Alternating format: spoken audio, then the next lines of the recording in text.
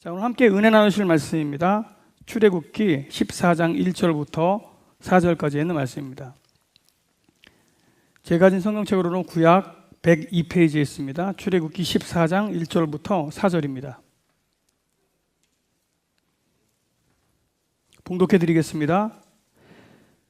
여호와께서 모세에게 말씀하여 이르시되 이스라엘 자손에게 명령하여 돌이켜 바다와 믹돌 사이에 비하이로 앞 곧 바알스본 맞은편 바닷가에 장막을 치게 하라.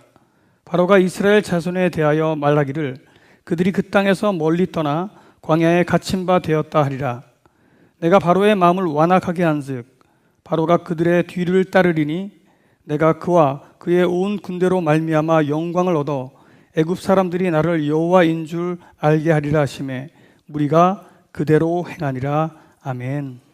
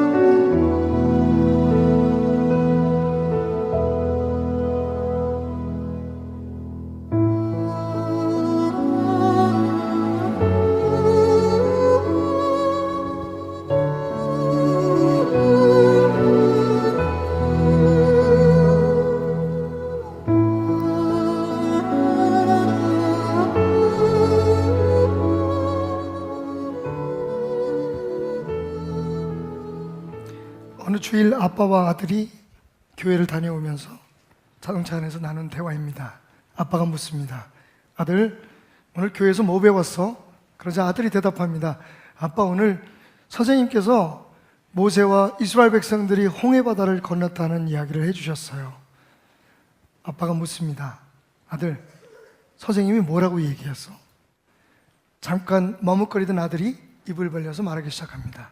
아빠, 모세와 200만 정도 되는 이스라엘 사람들이 홍해바다 앞에 서게 되었대요.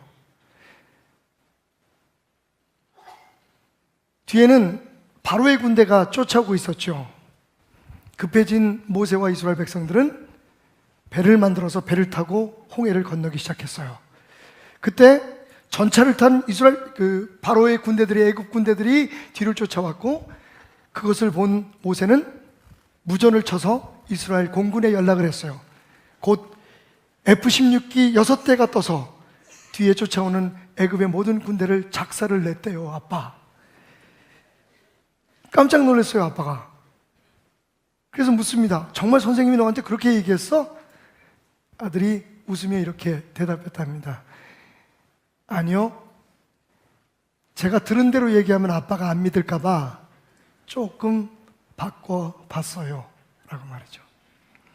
여러분, 상상을 해보십시오. 바다가 갈라지고 그 바닥을 맨 땅을 걷듯이 이스라엘의 200만이 넘는 백성이 건넜습니다. 그리고 그 뒤를 따라오던 애굽의 군대는 그 물에 수장을 당하죠. 정말 우리가 인간적으로 생각하면 믿기 어려운 이야기가 맞습니다. 만약에 성경에 그렇게 기록되어 있고 하나님께서 그렇게 하셨다라고 얘기하지 않았다면 누군들 그 사실을 그대로 믿을 수 있겠습니까? 그런데 여러분, 사실은 가만히 말씀을 읽다 보면 이 홍해 바다가 갈라지고 이스라엘 백성들이 그 바다를 맨 땅처럼 건넜다는 것보다 사실은 더 놀라운 사실이 하나 있습니다. 오늘 성경은 그 사실에 대해서 이렇게 우리에게 말해주죠. 여호와께서 모세에게 말씀하여 이르시되 이스라엘 자손에게 명령하여 돌이켜 바다와 믹돌 사이에 비아하롯 앞 곧 바알스론 맞은편 바닷가에 장막을 치게 하라. 여러분, 그냥 읽으면 도대체 이게 무슨 말일까 궁금하시겠지만 이건 정말 홍해 바다가 갈라진 것만큼 놀라운 일입니다. 왜냐하면 하나님께서 잘 가고 있던 가나안을 향해서 가장 가까운 길로, 가장 편안한 길로 잘 진군하고 있던 이스라엘 백성들을 유턴을 시키신 거예요. 개역 성경에는 돌처라고 번역이 되어 있는데 개역 개정에는 돌이켜라고 얘기하고 있습니다. 목표를 향해서 가장 짧은 지름길로 편안하게, 사실은요 걸어서 한 2개월에서 3개월, 그러니까 이스라엘이 출발한 그 시점에서 가나안 땅까지 약 640km거든요. 640km 정도면 자동차로 한 8시간이면 쉬지 않고 달리면 갈 수 있는 거리라고 합니다. 걷는다고 해도 200만이 함께 걷는다고 해도 어린아이, 노인들까지 걸어도 3개월이면 충분히 도착할 수 있는 거리다. 제대로 가고 있었어요. 근데 하나님께서 갑자기 모세와 이스라엘 백성들을 멈춰서게 하십니다. 그리고는 뒤로 돌아 앞으로 가보니까 어디예요? 앞에는 홍해 바다가 있고 뒤에는 바로 군대가 쫓아오는, 말 그대로 진퇴양난의 막다른 골목으로 하나님께서 몰아가신 겁니다. 여러분, 놀랍지 않습니까? 오래전부터 하나님께서 계획하신 이스라엘 백성, 내 백성을 축복의 땅 가나안으로 인도하리라, 하나님이 그 계획을 이루시기 위해서 여러분 얼마나 치열한 싸움이 애굽 땅에서 있었나요? 상상해 보십시오. 여러분, 장정만 60만입니다. 이스라엘 백성들은 그 당시에 노동자들이었어요. 거의가 노예였습니다. 상상해 보십시오. 아침에 애굽 사람들이 깨어났는데 공장에, 그리고 건설 현장에 60만의 외국인 노동자들이 전부 다 파업을 해버린 거예요. 무슨 일이 벌어지겠습니까, 여러분? 60만입니다. 지금 만약 우리 대한민국 안에 해외에서 우리나라에 일하러 오신 그 외국인 노동자들이 한꺼번에 스트라이크를 일으킨다면 여러분 우리나라 경제가 어떻게 될까요? 함부로 하시면 안 돼요, 여러분. 물론 우리 교인들은 함부로 하지 않겠지만 우리는 그분들에게 함부로 할 자격이 없습니다. 외국인 노동자들한테 잘하셔야 돼요.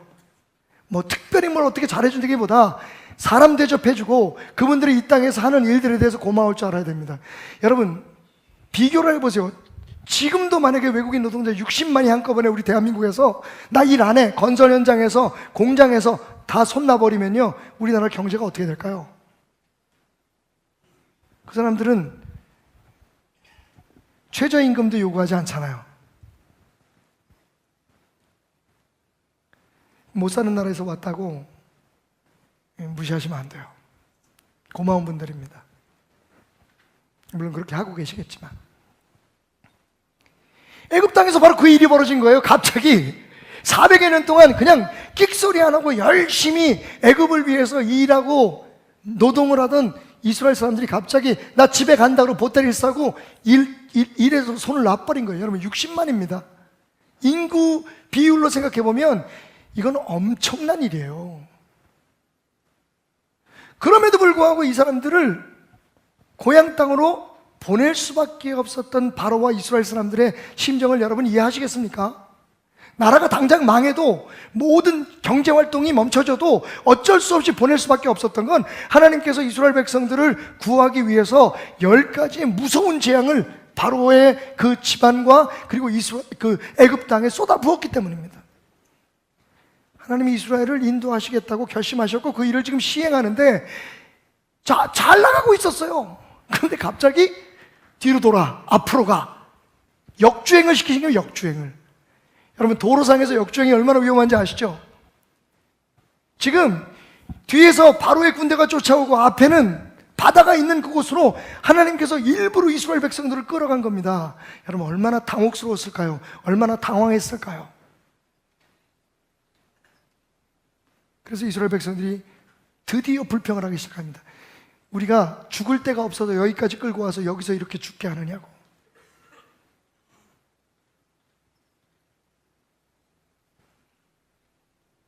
정말 놀라운 일이었습니다. 믿겨지지 않는 일이었어요. 하나님이 마치 이스라엘을 가지고 장난을 치시는 것 같았습니다. 배신을 당한 마음이었을 겁니다. 그런데 여러분 사실은 하나님께서 그렇게 하신 데는 빅픽처가 있었습니다. 그냥 그렇게 하신 것이 아니었어요.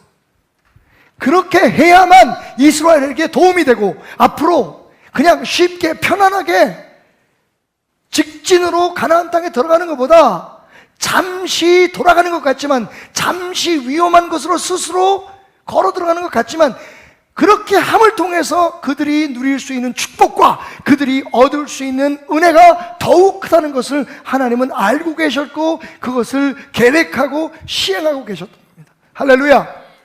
여러분 세상을 살다 보면 가끔 그럴 때가 있어요.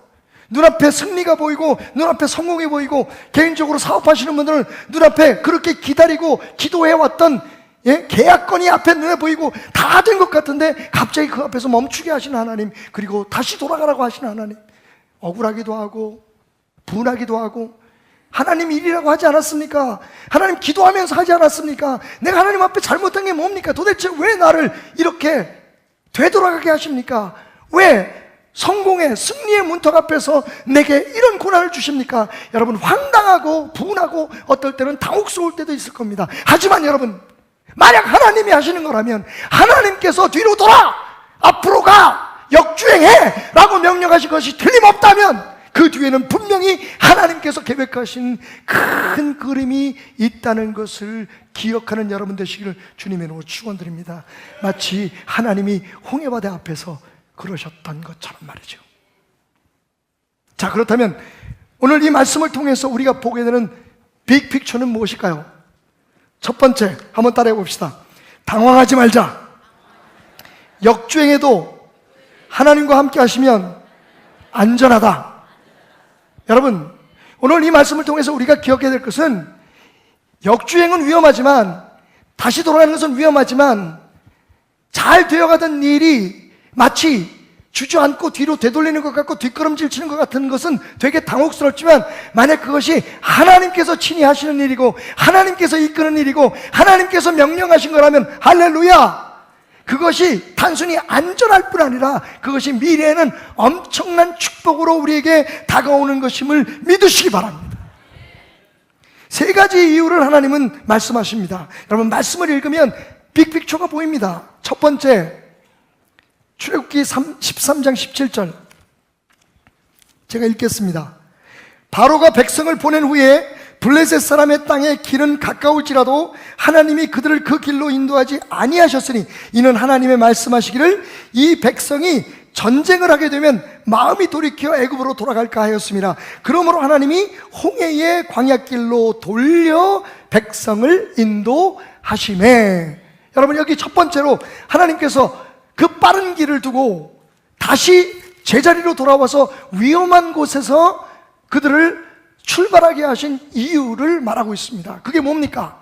만약 이스라엘 백성이 빠른 길로 가다가 거기에 진을 치고 있는 블레셋 사람들을 만나서 전쟁을 하게 되면 전쟁을 경험해보지 않은 사람들이, 전쟁을 준비하지 않은 사람들이 블레셋 사람과 싸움에서 질려가지고 싸움에 진 것에 대해서 불안해해서 다시 애굽 땅으로 돌아올까봐 하나님은 그것을 걱정하셨던 겁니다. 약한 우리들의 믿음, 연약한 우리의 마음, 하나님을 신뢰하지 못하는 우리들을 훈련시키기 위해서 하나님은 종종 우리를 역주행을 시키십니다. 위험한 곳으로 우리를 몰고 가십니다. 우리가 생각하지 못하는, 상상하지 못하는 위기 속으로 우리를 몰고 가십니다. 여러분, 그때 우리가 위기를 바라보면 무너집니다.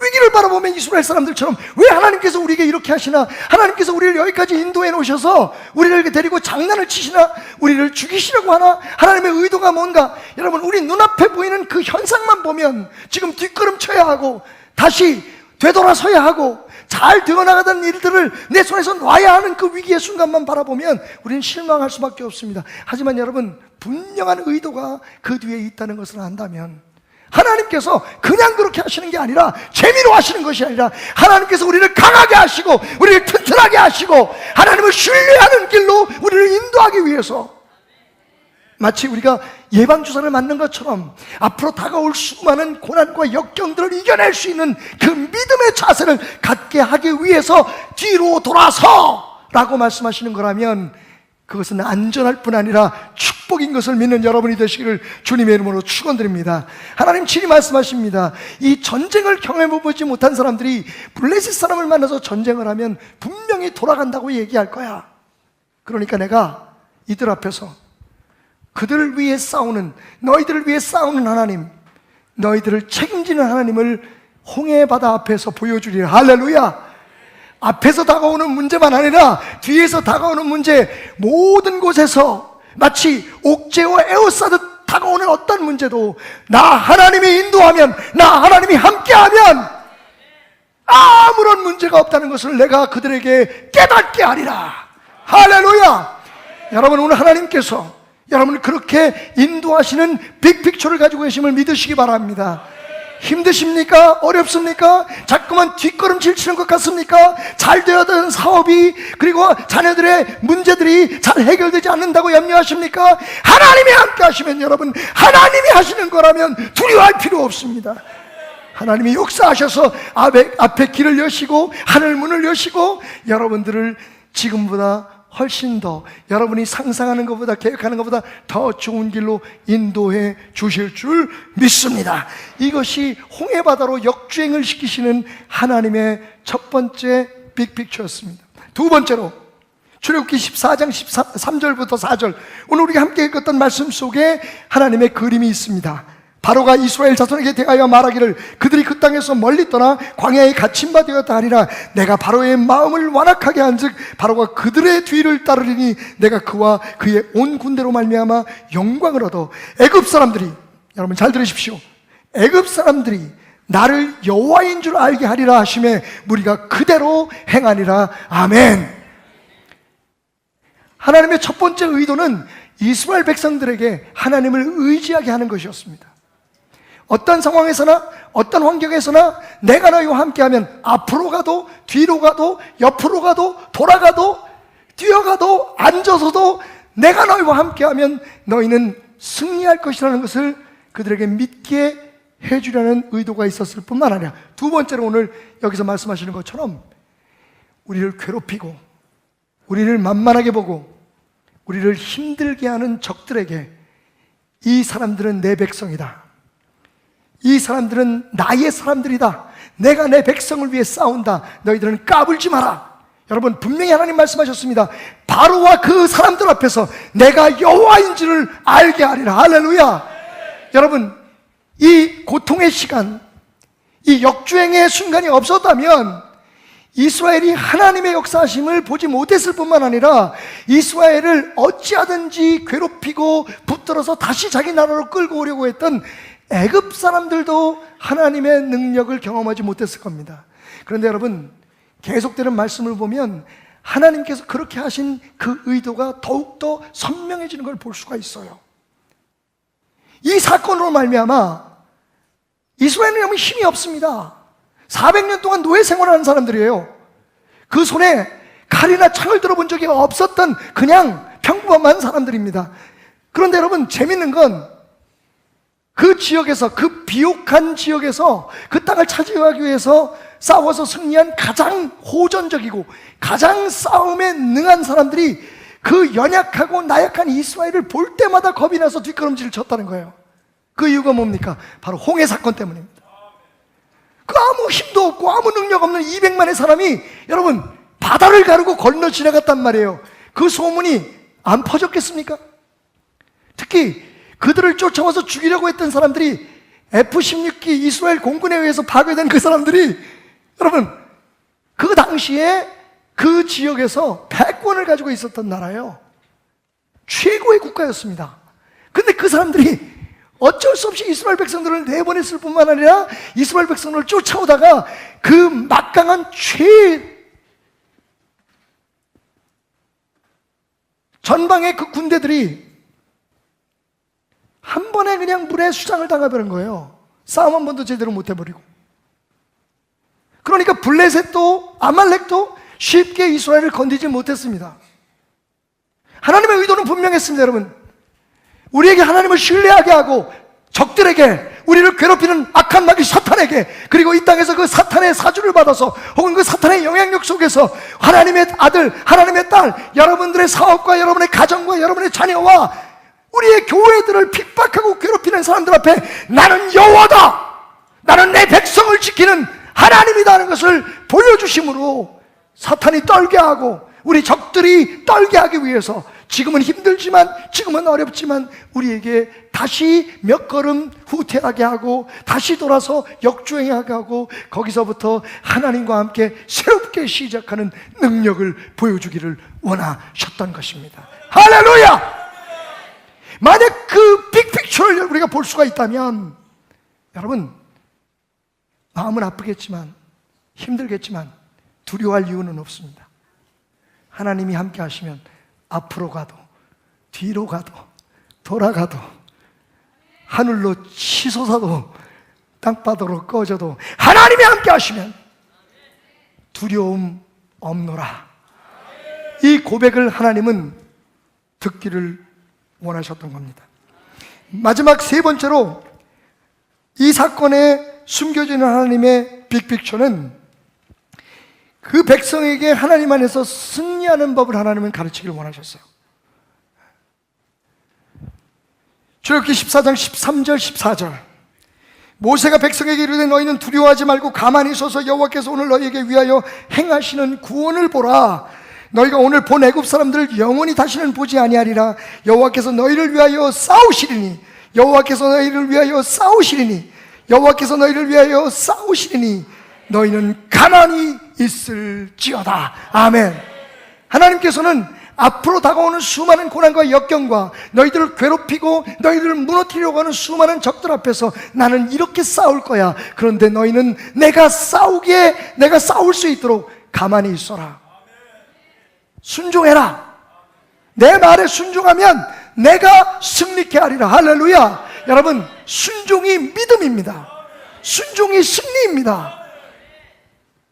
우리가 여기서 배워야 할 것은 하나님이 주신 능력, 하나님의 지혜로 무엇을 자꾸만 계획하고 시행하는 것이 아니라 하나님의 말씀, 이미 주어진 말씀과 그때그때 인도하시는 그분의 인도하심에 어떻게 순종하는 겁니다. 순종입니다. 오늘날 우리가 나약해진 이유가 뭔지 아십니까? 교회는 커지고 사람은 많아지고 돈도 많아지고 영향력 있고 능력 있는 사람들은 많아졌지만 우리가 순종을 잃어버렸어요. 만약 하나님께서 순종이 아닌 우리의 힘과 능력으로 우리를 키워서 군대를 만드시고 우리를 통해서 하나님께서 하나님의 나라를 이 땅에 세우시기를 원하셨다면 분명히 작금의 한국교회, 세계교회는 승리를 거듭해야 할 것입니다. 하지만 여러분, 우리는 얼마나 나약해져 있습니까? 제가요, 목이 쉬운 이유가 셋째 날 집회가 있었습니다.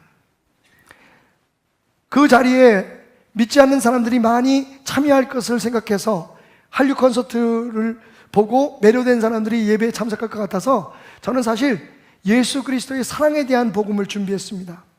주어진 시간 한 30분 정도였지만 통역까지 하면 한 15분 정도의 예수의 사랑을 어떻게 효과적으로 전할 수 있을까에 대해서 항상 제가 준비하는 것처럼 이벤트도 준비해보고 여러 가지 많은 그들의 마음속에 예수 사랑을 심어주기 위한 나름대로의 준비 기도와 많은 준비를 하고 왔습니다. 한 3개월 정도의 제 나름대로의 준비 시간을 가졌습니다. 그리고 그 전날 기도를 하는데 하나님께서 제 마음을 바꿔놓으셨어요. 그래서 에스겔서 37장을 가지고 설교를 시작했습니다. 말레이시아에 그렇게 많은 사람들이 모일 수 있는 교회가 있다는 게 깜짝 놀랐습니다. 시설도 완벽합니다. 근데 하나님께서 제게 말씀을 주셨어요. 너희는 약하다. 교회 안에서 그렇게 열정적으로 찬양하고 예배하고 교회 안에서는 전부 다 다들 왕노릇 하는데, 여러분, 이 사람들이 딱 이슬람 모슬람 문화권인 그 세상에 딱 나가는 순간 그들이 그리스도인이라는 걸 얘기를 못합니다. 전도를 못합니다. 교회 안에서는 정말로 멋있게 아름답게 세계 여러 교회들을 다 닮아가고 있지만, 교회 밖에 나가면 이 사람들은 정말 나약한 사람들로 변하고 맙니다. 그들의 잘못은 아니겠죠. 예수 잘못 전했다가 붙들려 가는데, 정말 예수 잘못했다, 우리하고는 얘기가 달라요. 우리는 전도했다가 안 들으면 그만이지만 전도 잘못하면요 잡혀가요. 죽습니다. 기억하시죠? 여러분, 1년 전에 중국계 목사님이 복음 전도하다가 쥐도새도 모르게 잡혀갔어요. 말레이시아 교회에서 그 목사님을 살리기 위해서 구명운동에 나갔었습니다. 촛불 집회를 했어요. 거기 그 모 지역에 있는 교회들이 모여서 촛불 집회를 했는데 3시간을 못 버텼습니다. 촛불 들고 나와서 그 목사님의 이름을 부르면서 그 목사를 석방하라고 외치던 사람들이 이슬람 경찰들이 에워싸니까 다 도망가 버렸어요.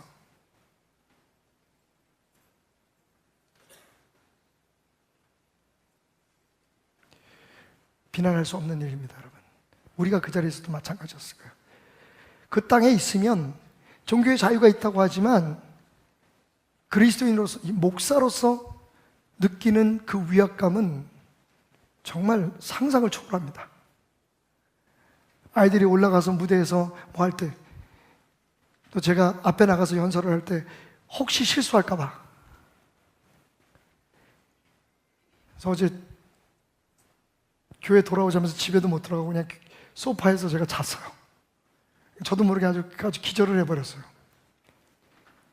긴장이 돼가지고요. 28명이 갔는데 고등학생들도 있었고 뭐 성인들, 교장 선생님, 사모님 같이 가고, 정말 우리 교회 함께 갔던 집사님들이 없었다면 전 못 견뎌냈을 거예요. 말은 하지 않았지만 순간순간 내가 그리스도인이라는 게 그렇게 두려워 본 적이 없었어요. 하나님께서 말레이시아의 교회의 성도들에게 그렇게 안타까움을 가지고 계셨어요. 그러다 보니 교회들끼리 서로 반목하게 되고 서로 다투게 되고, 세상에 대해서는 아무 말도 못하는 사람들이 교회 안에서 믿는 사람들끼리 만나면 그렇게 문제가 생기는 거예요. 남 얘기 같지 않죠? 세상 앞에서는 끽소리도 못하는 사람들이 교회 안에 들어오면 서로 다투고 싸우고 자기 잘났다고, 하나님께서 갑자기 정말 말 그대로 부르짖게 하셨어요. 뼈들이 떨어져 있으면 절대로 살아날 희망이 없는 거예요. 우리가 왜 이렇게 나약하고 힘없는 사람들이 되느냐? 우리가 각기 떨어져 있기 때문이다. 그건 말레이시아 교회만 아니라 한국 교회를 향한 하나님의 외침이었어요. 그래서 제가 더 마음이 아팠어요. 여러분, 에스겔 골짜기에 뼈다귀가 군대가 되기 위한 첫 번째 현상이 뭐였습니까? 뼈들끼리, 어떤 건 크고 어떤 건 작고 다 다른 형태의 뼈들끼리 모여서 하나가 될 때 거기에 능력이 들어가고 생명이 들어갈 수 있었던 거예요. 하나님의 교회는 교파와 교단을 떠나서 하나가 되어야 합니다. 그래야 세상을 변화시킬 수 있는 거예요. 그렇지 않으면 뼈다귀끼리는 큰 소리를 쳐도 아무런 능력이 없는 파워레스한, 정말로 나약한 존재가 되고 마는 겁니다. 거기에 말씀이 들어가니까 살이 붙었어요. 여러분, 말씀을 알아야 됩니다. 하나님의 말씀이 선포해야 됩니다. 어떤 목사의 개인적인 생각이나 충분한 공부를 통해서 나오는 어떤 이즘이 아니라, 어떤 사상이 아니라 하나님의 말씀이 선포돼야 교회는 교회처럼 되고 그리스도인은 그리스도처럼 되는 겁니다. 우리를 쉐이핑하는 것, 우리를 우리 모습대로, 하나님이 창조하신 모습대로 만드는 건 말씀입니다. 하나님 말씀으로 세상을 창조하셨으니까요. 그런데 말씀은 모양은 잡아줄 수 있을지 모르지만 생명은 줄 수 없잖아요. 생명은 뭡니까? 성령입니다. 하나님의 영이, 성령이 역사하면 함께 붙어서 말씀으로 모습을 갖춰진 그 교회와 사람들이 살아나게 되는 겁니다. 이 세 가지가 얼마나 필요한지, 그것을 막 부르짖다가 보니까 30분 설교했는데 목이 다 쉬어버렸어요. 정말 말 그대로 저는 짖었습니다. 부르짖었습니다. 오늘 하나님께서 우리에게 같은 이야기를 하고 계시는 것 같아요. 한국교회는 지금 역주행 중입니다, 여러분. 할렐루야! 감사하십시오. 하나님이 사랑하지 않으시면 아마 거기에서 그냥 놓으셨을 거예요. 그런데 하나님께서 우리에게 역주행을 명하셨습니다. 교인 숫자는 줄어들고 교회는 여러 가지 이유 때문에 핍박을 받습니다. 여러분, 그것을 감사하시기 바랍니다. 하나님이 함께하는 거라면 할렐루야! 이 역주행도 축복이 될 것입니다. 하나님께서 더 큰 일을 하게 하시기 위해서 잠시 우리를 홍해바다 앞으로 이끄시는 것에 대해서 감사하시기 바랍니다. 세상이라고는 애굽의 군대가 우리를 쫓아와서 우리를 위협하는 것이 오히려 승리의 기반이 되게 될 줄 믿습니다. 이 일로 인해서 다시 살아나는 교회들을 보며, 다시 말씀으로 하나 되고 다시 성령으로 일어나는 교회들을 보며 세상은 말하게 될 것입니다. 하나님이 정말 능력 있는, 살아있는 유일하신 하나님이시라고 말입니다.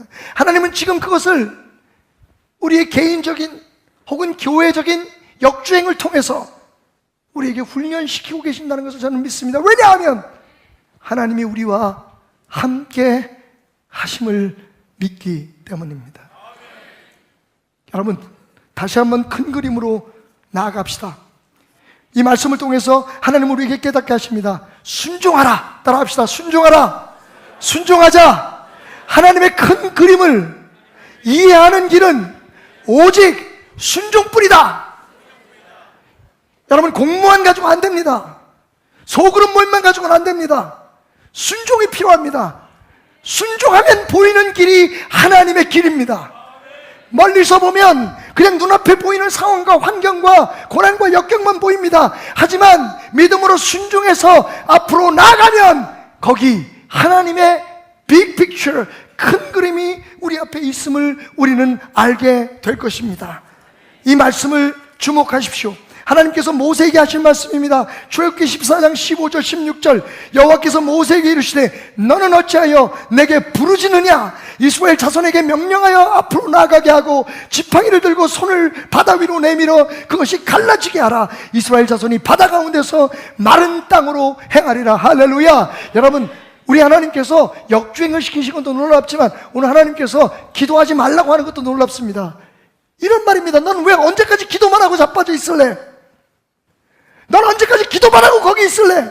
매일 나한테 달라고만 하면서 거기 서서 언제까지 그러고 있을래? 여러분, 오늘 하나님께서 기도 그만해라! 여러분, 기도 그만하십시오! 순종하십시오! 순종 없는 기도는 기도가 아니기 때문입니다. 하나님 앞에 달라기만 하고 하나님이 우리에게 요구하시는 것을 행하지 않는다면 우리는 절대로 하나님의 큰 그림을 볼 수 없습니다. 기도가 만사가 맞습니다. 하지만 하나님이 원하는 기도는 그냥 앉아서 부르짖고 그냥 우리가 만들어 놓은 룰에 따라서 하나님 앞에 매달리는 것이 아닙니다. 하나님 모세에게 말씀하십니다. Moses, just stop your prayer. Stop praying. Just do it as I ask you to do. 내가 너에게 말한 대로 행해라. 홍해바다를 향해서 나아가라. 기도는 충분하다. 내가 원하는 건 순종이다. 여러분, 우리의 평균 순종입니다. 기도하면서 순종합시다. 말씀 보면서 순종합시다. 순종 없는 신앙은 신앙이 아닙니다. 그건 미신입니다. 기독교는 순종의 종교입니다. 오늘 말씀을 마치면서 저는 한 가지 우리가 그동안에 간과했던 말씀을 여러분들에게 전하려고 합니다. 성경을 읽다가 제가 한 가지 제 눈이 멈추고 제 마음이 멈춘 곳이 있습니다. 출애굽기 13장 18절부터 읽겠습니다. 그러므로 하나님이 홍해의 광야 길로 돌려 백성을 인도하시며 이스라엘 자손이 애굽 땅에서 대열을 지나 나올 때에 모세가 요셉의 유고를 가졌으니, 여러분 주목하십시오. 이는 요셉이 이스라엘 자손으로 단단히 맹세하게 하여 이르기를 하나님이 반드시 너희를 찾아오시리니 너희는 내 유고를 여기서 가지고 나아가라 하였습니다. 아멘. 여러분, 이스라엘이 애굽을 출발해서 홍해를 건너갈 때 그들에게는 요셉의 유골이 있었습니다. 요셉의 유언에 따라서 그들은 그 유골을 들고 나온 겁니다. 근데 왜 요셉이 그렇게 유언했을까요? 요셉은 알았습니다. 하나님이 반드시 너희를 찾아오리니. 요셉은요, 400여 년이 흐른 후에 하나님의 약속대로, 아브라함에게 하신 약속대로 이스라엘 백성들이 출애굽해서 가나안 땅으로 가게 될 것을 알았습니다. 그래서 그 자손들에게 이렇게 유언합니다. 내가 죽거든 나를 잘 묻어뒀다가 하나님이 반드시 너희를 이 가나안 땅으로 데려가기 위해서 올 거야. 내가 떠나온 그 땅으로 다시 돌아가게 하기 위해서 너희들에게 찾아오실 텐데 그때가 되면 내 뼈를 가지고 나가라. 그런데 여러분, 그 믿음의 유고를 가지고 있는 이스라엘 사람들이 하나님 앞에 원망을 했어요. 그 예언대로 이루어졌음에도 불구하고 이스라엘 사람들은 하나님 앞에 투정을 부립니다. 마치 하나님의 빅픽처인 성경책을 가슴에 품고 있으면서 매일 원망하고 불평하고 투정 부리고 두려워하는 우리들처럼 말이죠. 이미 하나님의 말씀은 이루어지고 있었습니다. 하나님이 말씀하신 대로 이루어지고 있었습니다. 그게 400년 전이든 아니면 1500년이든 BC 1500년 전이든 지금부터 약 3500, 4000년 전에 일어난 일이었던 하나님은 약속하신 대로 이루시는 분이십니다. 바로 하나님의 빅픽처가 여기 있습니다. 이스라엘 백성들이 그 예언대로 이루어지는 요셉의 유고를 품에 안고 걸어가면서도 하나님을 불평했어요. 왜 우리에게 이렇게 하시느냐고. 우리가 죽을 데가 없어서, 장사 지낼 데가 없어서 우리를 여기까지 끌고 오셨냐고. 하나님이 인도하시고 하나님이 역사하시는 것을 알면서도 불평했단 말이에요. 왜 그렇습니까? 그들은 하나님의 빅픽처를 보지 못했기 때문입니다. 왜 우리는 하나님의 말씀을 연구해야 합니까? 왜 매일매일 말씀으로 시작해야 합니까? 그래야만 우리 앞에 일어나는 작고 큰 일들 앞에 우리가 무너지지 않기 때문입니다. 하나님이 그래서 이렇게 하셨구나, 저렇게 인도하고 계시는구나 하는 그 빅픽처가 바로 이 성경 66권 안에 들어있기 때문입니다. 이거 그냥 들고 다니라는 거 아닙니다. 차 속에 그냥 집어넣었다고 하나님께서 이걸 만들어 놓으신 게 아닙니다. 이 말씀 속에서 하나님의 인도하시는 것을 우리가 보고 발견하게 된다면 오늘 우리의 삶에 어떤 일이 있어도, 심지어는 우리가 역주행을 하고 뒷걸음질을 치고 그동안 하던 모든 일들이 다 무너져 버리는 것 같은 위기에 처해도 우리는 하나님을 신뢰하기 때문에, 그분의 큰 그림을 알기 때문에 웃을 수 있고 찬양할 수 있고 이겨낼 수 있고 견뎌낼 수 있는 것입니다. 하나님의 말씀을 심각하게 묵상하십시오.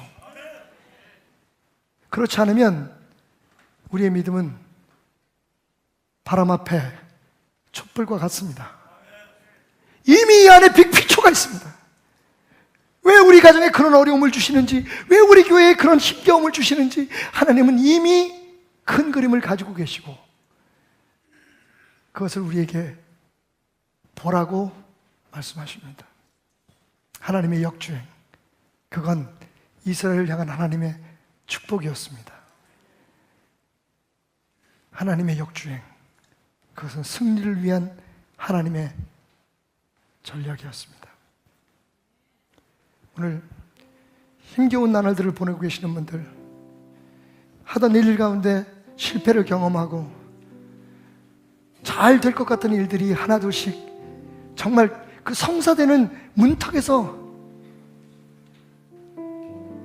잘 되지 않아서 마음 아파하시는 분들, 여러분 중요한 건 하나님이 당신과 함께 하시느냐 그렇지 않느냐입니다. 당신이 하나님을 붙들고 순종하며 나아가느냐 그렇지 않느냐가 중요합니다. 지금 당장 일어나는 일은 여러분 아무것도 아닙니다. 아니, 오히려 그것은 여러분을 강하게 하고 튼튼하게 해서 지금보다 여러분이 계획하고 여러분이 꿈꾸는 것보다 훨씬 더 위대한 사람으로 만들기를 원하시는 하나님의 계획입니다. 모든 것을 합하여 선을 이루시는 롬팔 이팔의 하나님 앞에 이 시간 여러분의 눈을 돌리십시오. 그리고 한번 웃으십시오. 하나님, 에이, 저는 알고 있어요. 지금 오늘의 이 아픔과 고통과 두려움과 당혹스러움이 나를 포기하지 않으시고 나를 통해 더 큰 일을 이루시기 원한 하나님의 인도하심이라는 것. 하나님도 고개를 끄덕이시며 말씀하실 거예요. 그래, 사랑하는 내 사람아, 내 사랑을 믿어라. 내 사랑을 믿어라. 내가 너를 사랑하고 포기하지 아니하노라.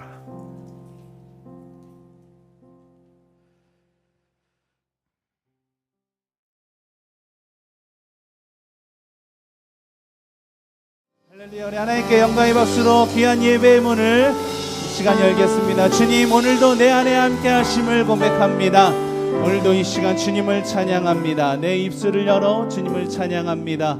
나의 고백을 하나님 들어주시옵소서. 우리 같이 믿음으로 이 시간 주님의 이름을 높여 찬양하겠습니다. 주 안에 있는 나에게, 주 안에 있는 나에게 딴 근심이 있으랴. 십자가 밑에 나아가 내 짐을 풀었네. 주님을 찬송하면서 할렐루야 할렐루야. 내 앞길 멀고 험해도 나 주님만 따라가리. 우리 한 번 더 고백하겠습니다. 주 안에 있는 나에게,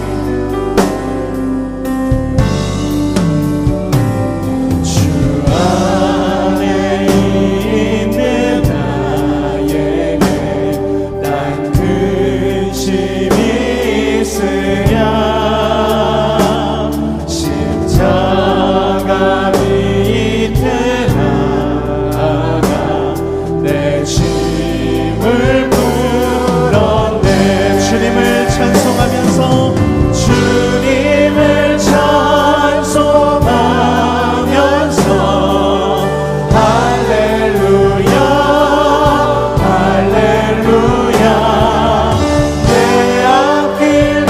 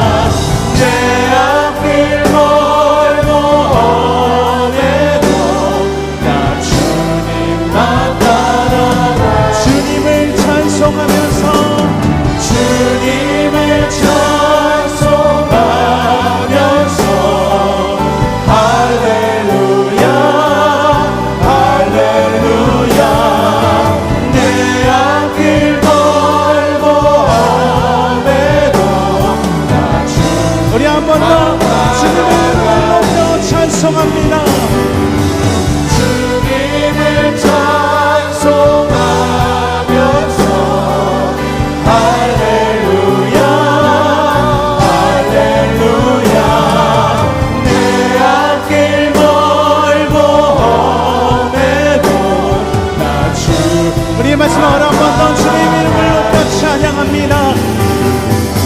주님을 찬송하면서 할렐루야 할렐루야 내 앞길 멀고 험해도 나 주님만 따라가리. 할렐루야. 오늘도 이 시간 내 안에 함께 하실 주님 이름을 높여 찬양합니다.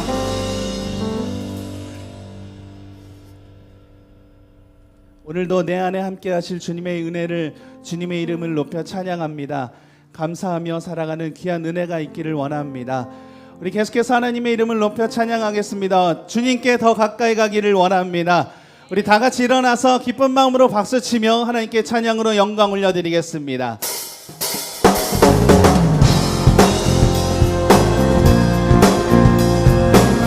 할렐루야. 오늘도 나의 영혼이 기뻐하며 주님께 더 가까이 가기를 원합니다. 더 가까이 가는 그 은혜를 통하여 주님의 영광이 더 높아지기를 원합니다. 할렐루야. 주님께 더 가까이 내 영 기뻐 내 영 기뻐 노래하네. 내 주님께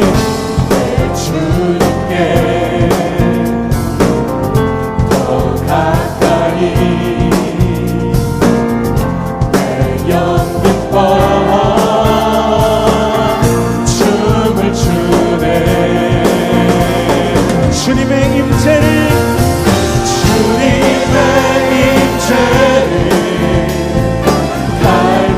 갈망합니다.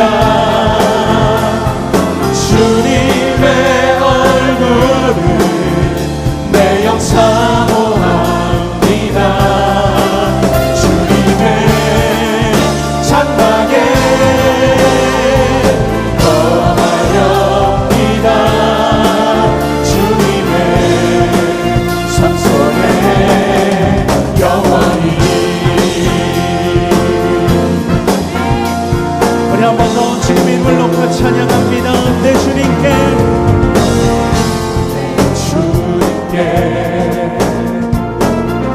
더 가까이 내 영 기뻐 노래합니다. 노래하네. 내 주님께 더 가까이 더 가까이 내 영 기뻐 춤을 추네. 주님의 임재를 갈망합니다. 주님의 임재를 갈망합니다.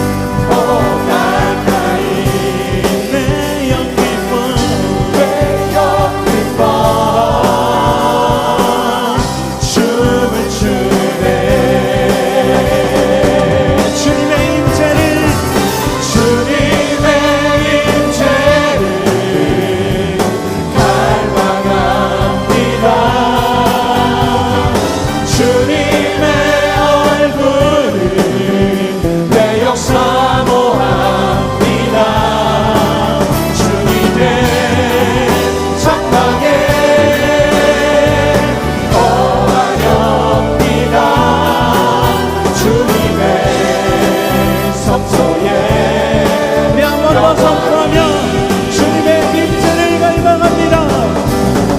주님의 임재를 갈망하니 주님의 얼굴을 내 역사 모합니다. 주님의 장막에 거하렵니다.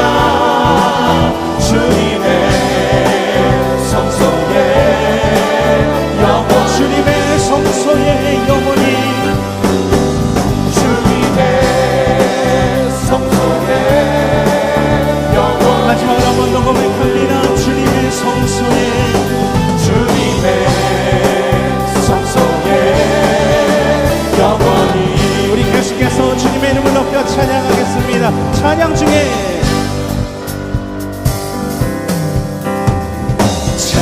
찬양 중에 눈을 들어주는 주를 보내 소망 중에 마음을 다하여 소망 중에 마음 나의 주라 나 바라네 주님을 볼 때 주님을 볼 때 나에게 힘주시네 주님 안에 모든 두려움이 주님 안에 모든 두려움 사라져 호산나 호산나 구원의 주 하나님 찬양 받으실 주님 호산나 호산나 내 안에 임하셔서 주님의 뜻 이루소서. 한 번 더 찬양 중에 눈을 들어 찬양 중에 눈을 들어주는 주님을 바라봅니다. 주를 보내 소망 중에 마음을 다하여 소망 중에 마음 나의 주가 나 바랍니다. 나 바라네 주님을 볼 때 주님을 볼 때 나에게 주시네 주님 안에 모든 두려움 사라집니다. 선포하며 호산나 호산나 구원의 주 하나님 찬양 받으실 주님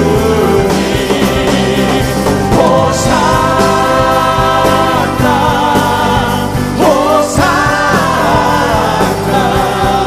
내 안에 임하셔서 주님의 뜻이 우리 한 번 더 선포합니다. 호산나 호산나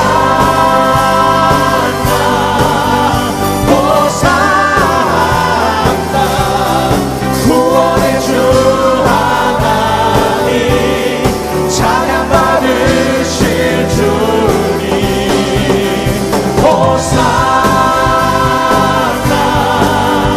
호산나 내 안에 임하셔서 주님의 뜻이 우리 마지막으로 한 번 더 선포하며 호산나 호산나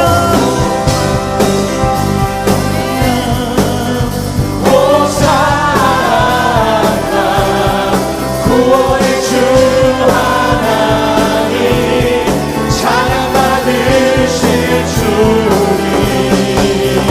호산나 호산나 내 안에 임하셔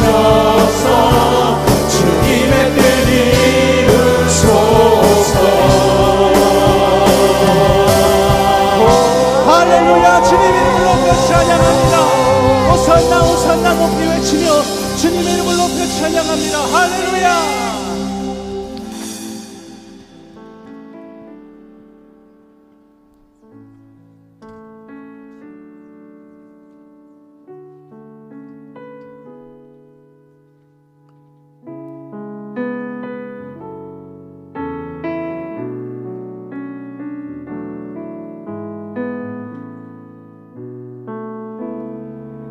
나의 구원의 주 하나님 되시고 내 안에 계신 하나님 주님의 이름을 높여 호산나 외치며 찬양합니다. 오늘도 이 시간 전능하신 나의 주 하나님을 높여 찬양합니다. 주의 말씀을 의지하여 나아가기를 원합니다. 하나님 나의 예배를 받아주시옵소서.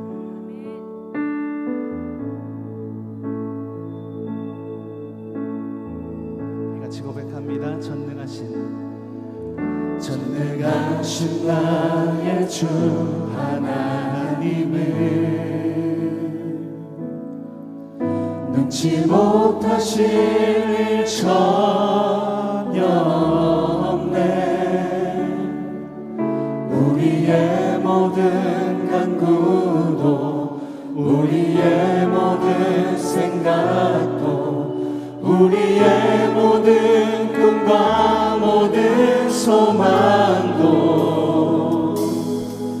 신실하신 나의 주 하나님을 우리의 모든 괴로움 바꿀 수 있네.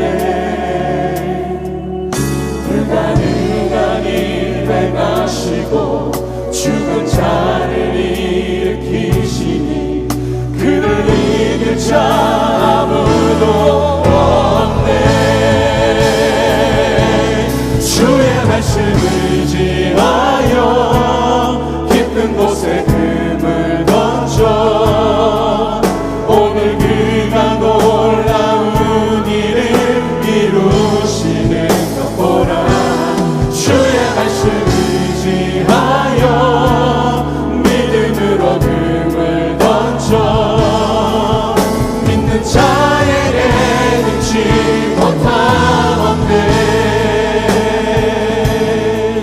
우리 한 번 더 찬양합니다. 전능하신 나의 주 하나님, 전능하신 나의 주 하나님을 능치 못하실 일이 능치 못하실 일 전혀 없네.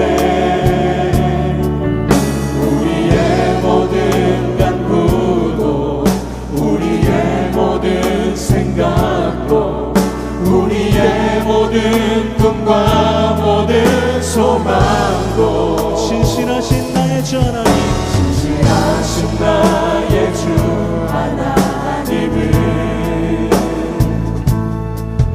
우리의 모든 괴로움 바꿀 수 있네. 불가능한 일 행하시고 죽은 자를 일으키시니 그를 이길 자 아무도 없네. 주의 말씀 의지하여 깊은 곳에 금을 던져 오늘 그가 놀라운 일을 이루시니 같도라. 주의 말씀 의지하여 믿음으로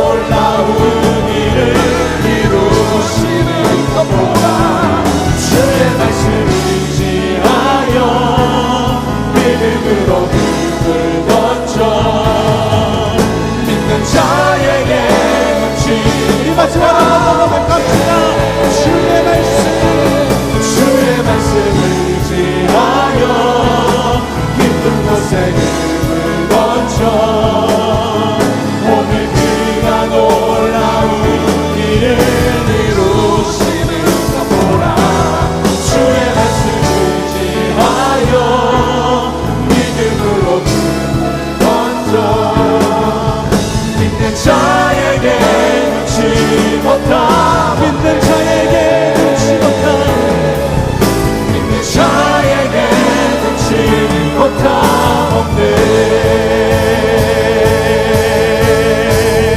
주님만이 내 모든 것 되십니다.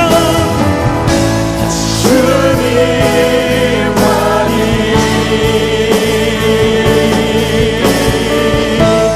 내 모든 것 되시니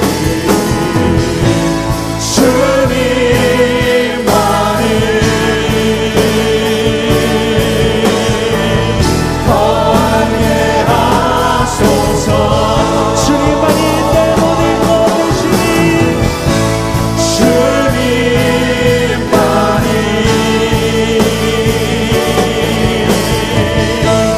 내 모든 것 되시니 주님만이 거하게. 나의 욕망과 정성을 다하여 우리 한번 더 고백합니다. 주님만이 내 모든 것, 주님만이